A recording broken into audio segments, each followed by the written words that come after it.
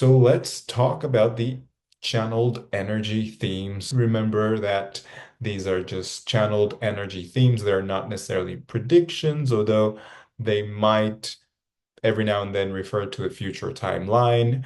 But I connect with the Pleiadians. I check in what are the themes for the month of May for the collective, and I get some messages and I structure them in a way that hopefully will make sense. And as I talk about these themes, check in with your heart, with your intuition, which one is resonating mostly with you. So the first theme is there's a big focus on restructuring, shifting, and planning. And this is in connection with what we talked about last month as well in the energy themes for April. If you haven't watched it, I'll put a card here if you're watching on YouTube, and you can, if you're on the Starseed grid, you can just go back a few posts. But there's a lot of restructuring in the Earth's grid. So Earth's crystalline grid is being restructured. And last month we talked about how the dragons and mermaids and the cetaceans are helping with this restructure. And we're going to talk about the dragons in a little bit. But this affects the our crystalline structure as well, and it also affects our DNA, our cosmic DNA. And then the physical body is the one catching up. And that applies to everything. When we're talking about solar flares, shifts in frequency, updates and upgrades in your cosmic DNA, it's all happening in the energy bodies first. And then the last thing that catches up is the body. That's why sometimes, yes, you might feel a little bit tired, a little bit fatigued, or um, I don't like to call ascension symptoms because it seems like ascension is a bad thing.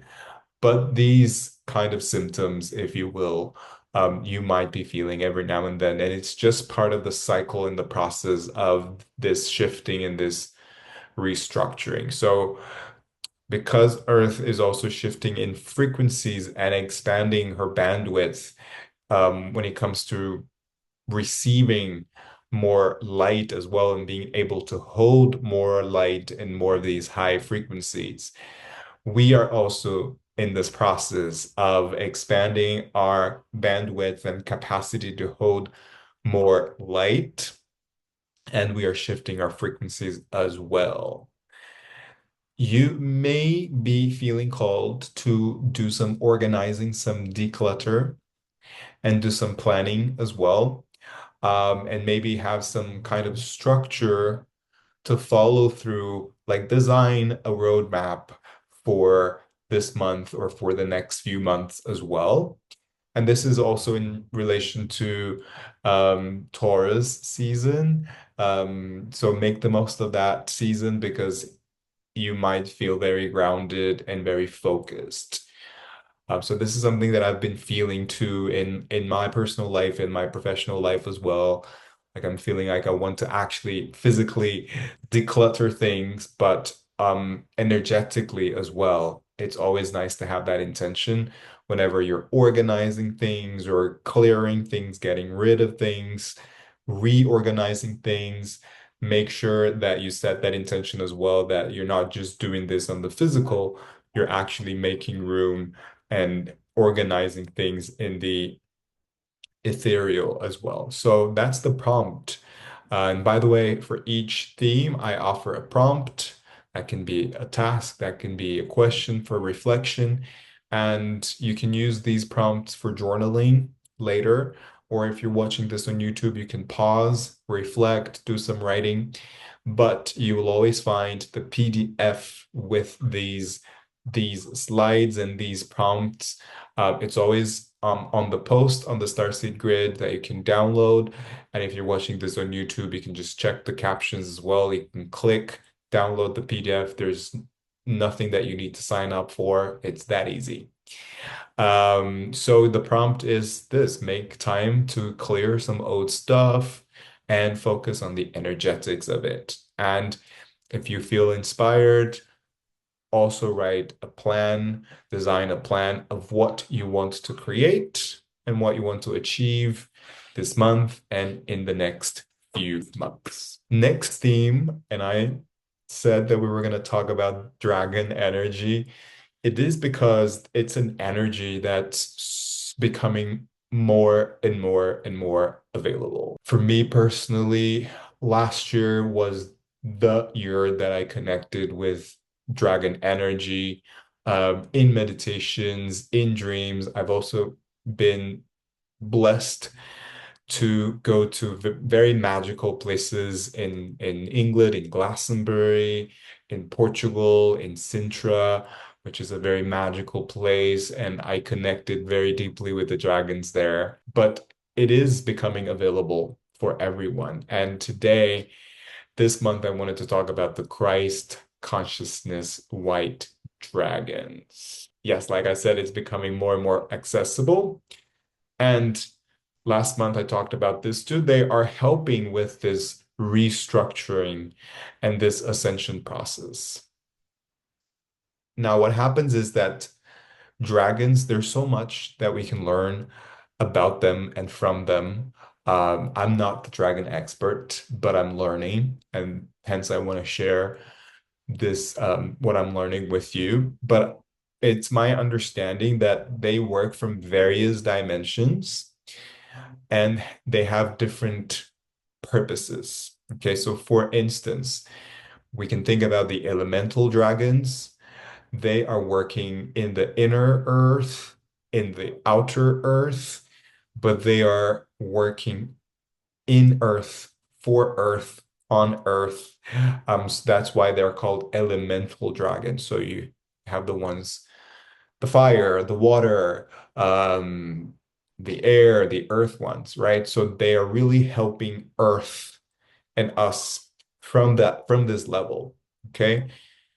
But there are other frequencies of dragons. So there are, for example, the angelical dragons. They are operating from a higher dimension. They are higher in vibration than the elemental dragons. That doesn't mean they're better or worse. They're just working from a different frequency in a different dimension. They're still helping us, but helping from a different place.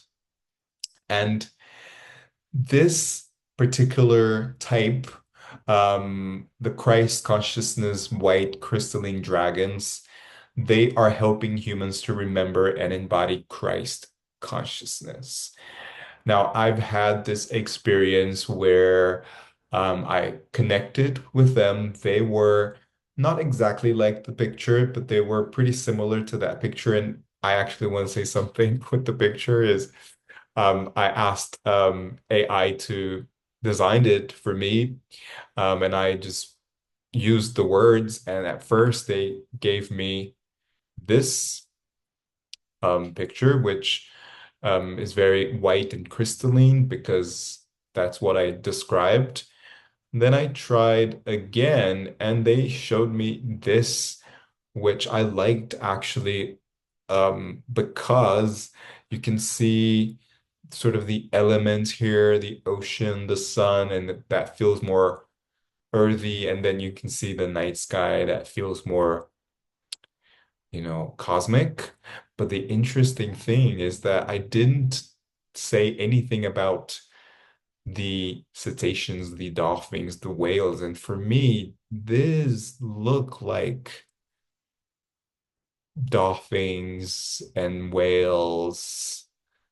And so I thought that was really interesting because, as I said last month, I talked about the mermaids and the cetaceans also helping to restructure Earth's grid. So I just wanted to add that PS here. But as I was saying, I actually connected with these white dragons, and in this meditation, I was in a familiar place for me, which was the Pleiades. And the being that actually initiated this journey for me and with me was Yeshua. and Mary Magdalene. And during this journey, I connected with these white, very crystalline, they were very shiny dragons. And I was just wondering like what they are. And I just in that moment, I just received that image and that feeling. And then later, I came across this video of this woman who's more of an expert on dragons, and she was talking about these white dragons. And she showed a picture, and I'm like, this is pretty much the ones that I saw. And she was calling them Christ consciousness white dragons. That's why I'm like, yes, when I heard that, I just knew that these were the types of dragons that I connected in that meditation. Also because of that initiation with Yeshua and Mary Magdalene and the connection with the Pleiades as well, because they're very much connected. And Christ consciousness as well, because Christ consciousness doesn't mean Christianity. It's nothing to do with religion. It's related to embodying love, oneness, unity consciousness. So these particular types of dragons, they are helping us with that, with anchoring those light codes of Christ consciousness and embodying that love. Okay. A prompt is in meditation to set the intention to open yourself to working with them, with these dragons or any dragon energy, because they need your openness and your permission to work with you. So if you want to work with them, if you want to learn more about them, just really set that intention, and you can do that even today in our session or just in any meditation. And since we're talking about Christ consciousness, this year we're doing this series called Learning Christ Consciousness or Remembering Christ Consciousness because it's in us. And this month, what came through for me when it comes to Christ consciousness, other than the white crystalline dragons, was was related to presence, having a radiant presence, because that came through in a group session that I was doing, and one of the prompts that came through for the group through me was imagine what it would be like to be in the presence of an ascended master, of Yeshua, for example, or of Jesus, without even knowing who he is. Can you imagine what that feels like? Just staying in the presence of an ascended master, of a person that really anchors light, that really fully embodies that love, that Christ consciousness. And this radiant presence came through for the theme. And this presence is directly related to the frequency that you're holding in your being, in all of your being, and in your heart center as well, how much you are connected and centered in your heart. This type of presence, this radiant presence, is connected to your state of consciousness as well.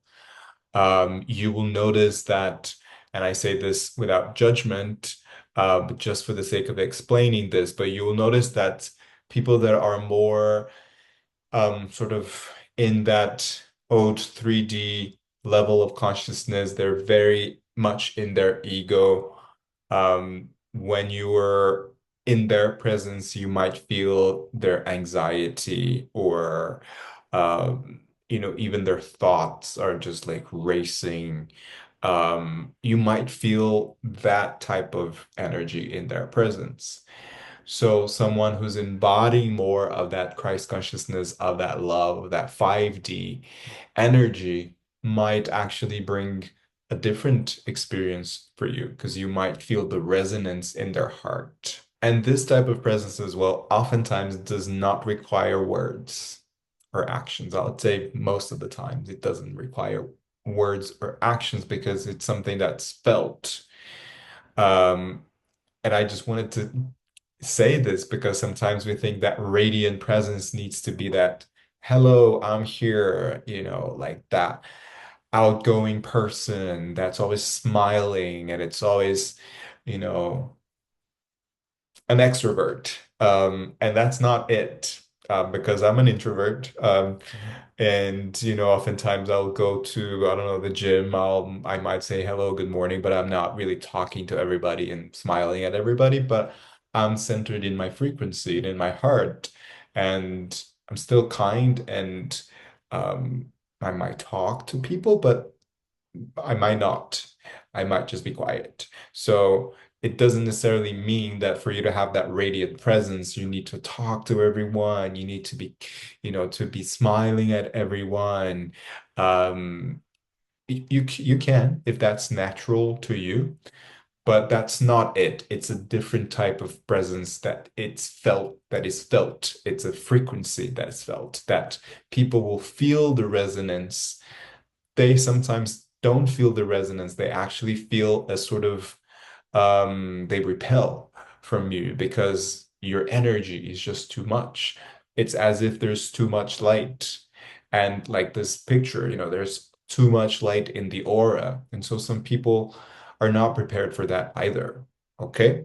So the prompt is, what would it be like to be in the presence of an ascended master? And I would love for you to reflect on this. And maybe that's something you can do here in the session today and set that intention during the meditation to connect with the feeling. What would be like?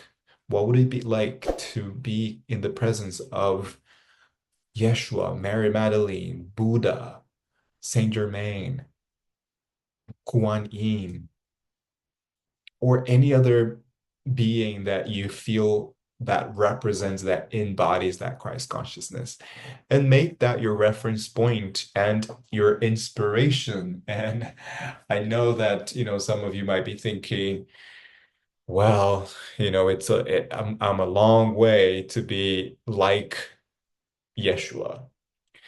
Um, but really, you're not, because that was his message, that you too can be enlightened, or you can have that feeling of connecting with the essence of who you are, your divinity, your God within.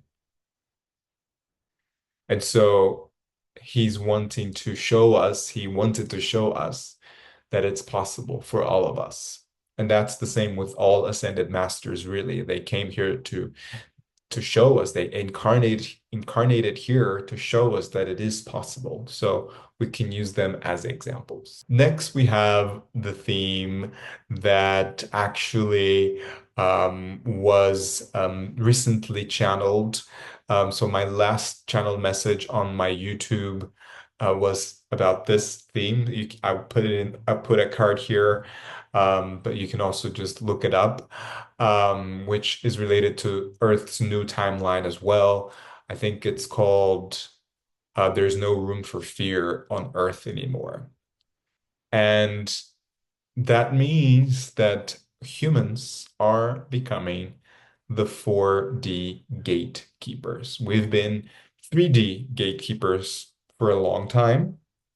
And for a long time, we didn't do a good job taking care of Earth because we also didn't know that there was more than 3D, and we were in this 3D false old matrix. We were stuck, stagnant in this arena, in this matrix, right? So the collective consciousness of humanity is shifting into 4D, meaning there are more people awakening. There are more people actually operating from a 4D level of consciousness within the range of 4D. Could be a little bit lower, a little bit higher, but within the range of 4D.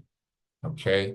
And that basically means people are questioning, people are awakening, people are healing. And we are no longer bound by the limitations of the 3D old false matrix, which you might have heard in different words: inorganic, distorted. There are different ways that people talk about it, but I also would like you to understand that when we say 3D matrix, just matrix itself is actually a neutral. word. Matrix comes from the Latin mater, which means womb. Uh, Sounds like mother as well, but it's basically just a process in the cycle of evolution, if you will. Just like when you were in your mother's womb, that was a cycle, and then you came out. This is another cycle. But when we're talking about the old false matrix or the inorganic matrix, is the one that was programmed and built and controlled by malevolent beings that didn't have the best interest for humans and for Earth and for all. They were beings that we can call service to self beings. And there are different names. I usually don't mention many names here, but you might have heard of the Anunnaki, the reptilians. The Anunnaki are part of the reptilians. The reptilians is a large race.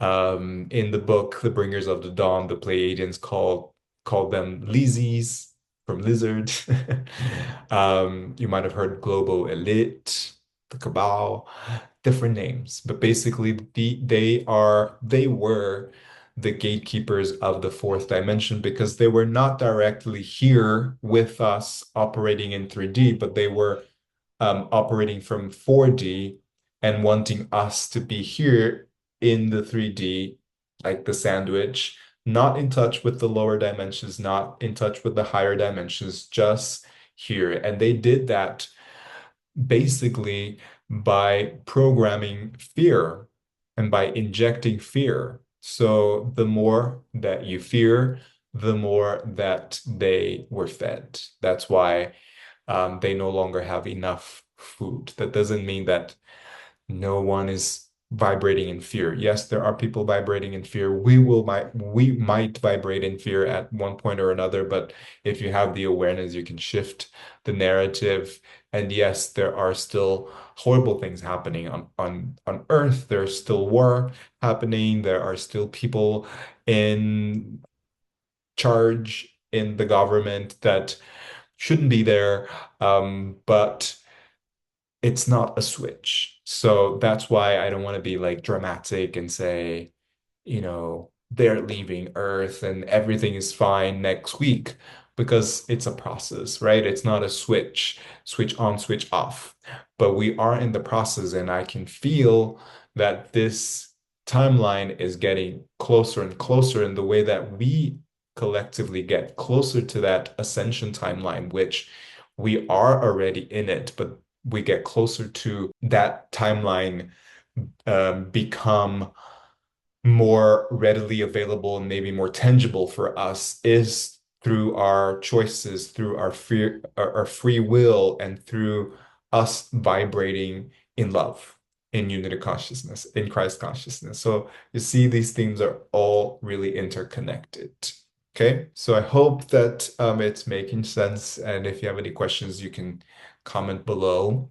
And the prompt is it's not an affirmation, you need to correct that. But the prompt is, where am I still vibrating in fear? So it doesn't mean, again, that you will never ever vibrate in fear, because fear can be a good guidance system in a way. If you are in a situation where you need to run for your life, there's a lion chasing you, or a lion might be too much, but a car maybe, and you don't want to be in an accident, you're going to run, right? There's fear that is helpful, and also recognizing and befriending the fears as well, so that you become aware of them, so that you can shift the narrative, so that you can heal, okay? And then you just recognize it and practice observing it from a neutral space, from that heart space, and shift the narrative and remain in your heart center. That is the key for everything. Just remain in your heart center. Your heart center is that neutral space. Your heart center is the space that holds, is the container that holds space for all that you are. Doesn't judge you, doesn't urge you to do anything based on fear. It really just observes and holds space. So this is the key. Stay in your heart center. And also in relation to that, because we are collectively shifting into a higher dimension of consciousness and a higher level of awareness, collective agreements are changing. Okay, that's following the restructuring and shift in ascension. So, what is a collective agreement, you might ask? A collective agreement may go from anything from the educational system, for example. It's a collective agreement that you go to school, your kids go to school, and you go to school, you graduate, then you go to college, and da da da. So that's a collective agreement. Okay, you might say, well, it's society imposing something.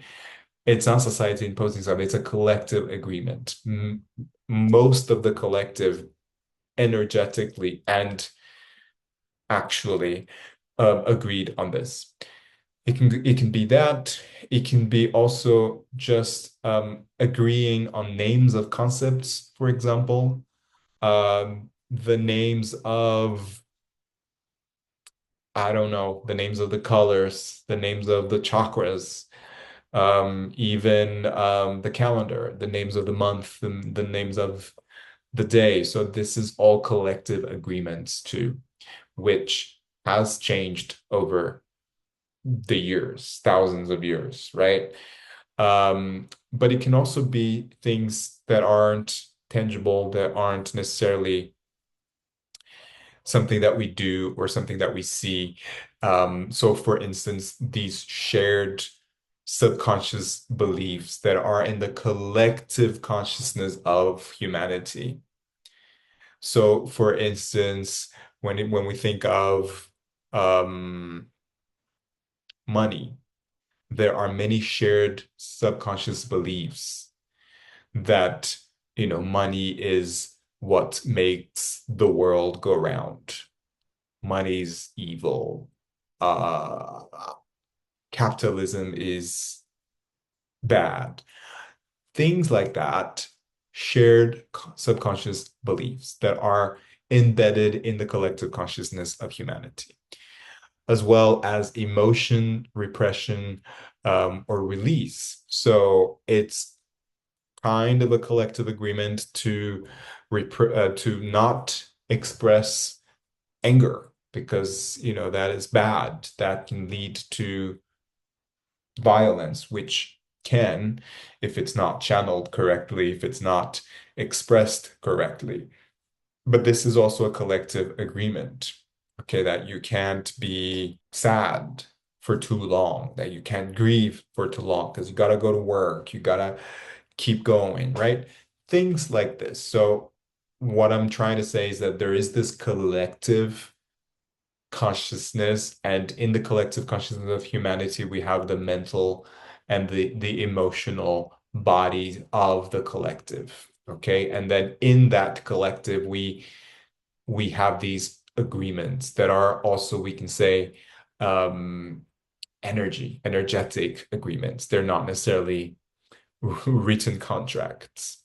Okay. And this is very much related to the fourth dimension. And by the way, if the whole thing about the dimensions, the 4D, the gatekeepers, 5D, if it's not really clear for you, this is what I do in the multidimensional self program, which is a 10-week program where you go through all these different dimensions of consciousness every week. And every week you'll learn, not just learn about these dimensions, but you will actually embody and practice and really shift your consciousness. So I'll put the link in the description as well. And you can just click there to learn more. And I run this program twice. We're actually currently in May. Next week, we're going to the fifth dimension.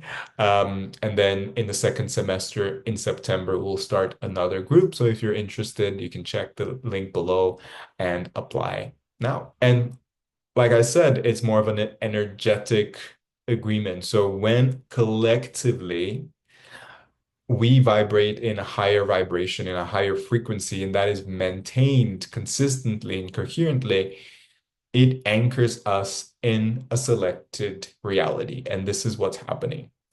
We are slowly but surely anchoring ourselves in that selected reality, which right now is more leaning towards more the 4D. And in the future, hopefully not too long, we're leaning more into the 5D, collectively speaking. That doesn't mean that individually you're not in that space. Your most consistent individual, so we've been talking about collectively, collective agreement. So your most consistent individual vibrational state also determines which version of reality you perceive and experience, and then this will impact the collective's frequency. So that's the saying, when you shift, when you heal, the collective heals and shifts as well, because you're part of the collective. So it is very important that you continue to do this work of shifting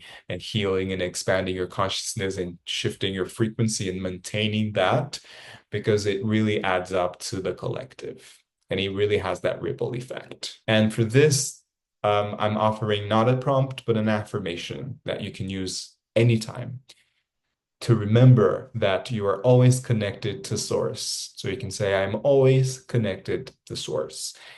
I am anchoring high frequencies in my body and in the earth's grid. I am who we are. That's the collective part of this. I am, we are. Okay, continue to affirm that. All right, so moving on into the next theme. So you may be feeling called to do some grid work, and you may feel called to travel to certain places, and that can be physically, actually traveling, moving your body and going there geographically, physically, or energetically. Because remember that your consciousness travels beyond time and space. Your consciousness can go to the Pleiades, to the Arcturus, to the center of the galaxy, to other universes. And your intention is your ticket. Um, and you might also be asking, what is grid work? Maybe you've heard of it, but you don't really know what it is, or you know what it is. But I always say there is no right or wrong to do grid work, because usually your presence and your intention, not usually, your presence and your intention are enough. And we've been talking earlier about radiant presence, about frequency, about shifting into a higher frequency, into a higher state of consciousness. So you, by being that, by embodying that Christ consciousness, by being that radiant self and moving wherever you are in a way anchoring light everywhere you go. And this is the basis of grid work, is just to anchor more and more light in different parts of the world. And you do that where you are, and you do that wherever you go. And again, you can energetically go to places as well and do that grid work energetically, spiritually, with your intention. So you can do meditations even for today's session. You can maybe set that intention as well to go to a place where you might feel called to go, and go there energetically.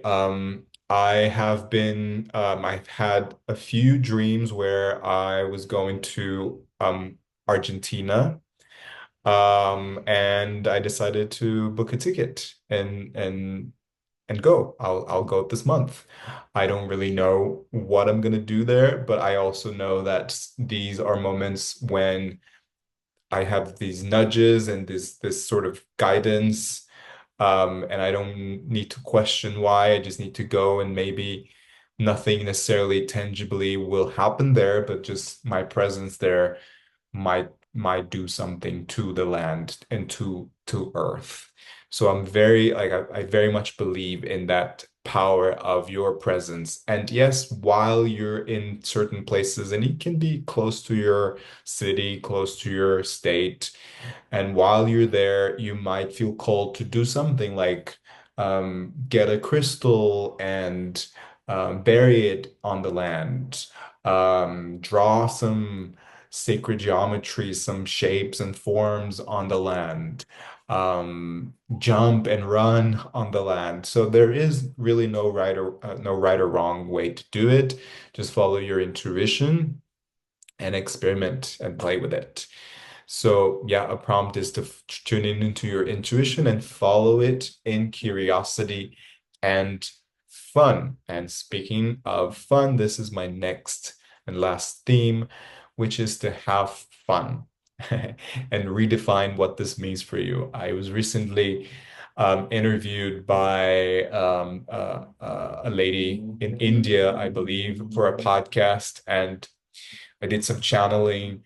Um, and her last question was, is there a message to the collective? And what the Pleiadian said was to have fun, enjoy life, enjoy your human life as much as you can.